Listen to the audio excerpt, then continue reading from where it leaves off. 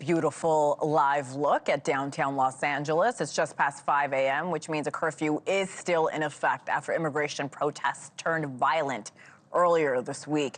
It covers an area of about 1 square mile. Helping police is the California National Guard and U.S. Marines. Hundreds have been arrested over the past few days. Now, adding to that chaos, more than a dozen protests today are planned across Los Angeles as part of the No Kings organization. NewsNation's Allie Bradley is on the ground in L.A. Allie, good morning. What is the latest coming out of the 4th night of curfew, and how are officials preparing for today's protests?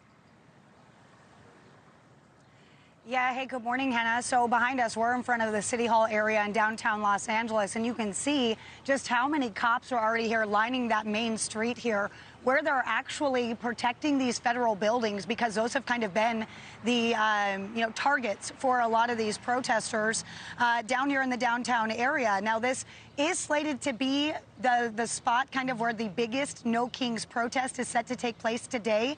It's set to kick off around noon, so we do expect people to start showing up here a little earlier than noon, but probably not any time within the next couple of hours. And that curfew, of course, is in place, 4th day in here, and it's very quiet. It's almost eerily quiet down here in Los Angeles, but that has kind of been the way it's been since it was implemented 4 days ago. So take a listen to what Mayor Karen Bass had to say about this curfew and what we're seeing here. There is no termination date. We will see. We are hoping that if the cause of the turmoil ends, which is stopping the raids, then I can almost guarantee you the curfew will go away in short order. All right, so we talked about it. About a dozen protests are slated for the Los Angeles area. Nearly 2,000 are slated to happen all across the nation. So, Hena, of course, we're going to be down here, boots on the ground, keeping an eye on things, watching how things progress. Of course, you hear a lot of people talk about them wanting this to be a peaceful protest, peaceful activity down here. So we'll see what happens. Hopefully that's what we see today. Hena. Hopefully. Allie, I also want to ask you about an incident on Friday where Marines temporarily detained a man who was trying to enter a federal building. What have we learned about that?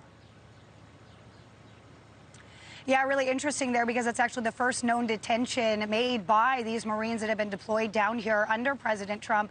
And what we can tell you about this individual, he apparently stated that he was an Army veteran himself, 27-year-old man. He's actually, he has Angolan and Portuguese descent, and he actually said, hey, they were just doing their job, because, Hena, he crossed that yellow caution tape out there in front of the federal building.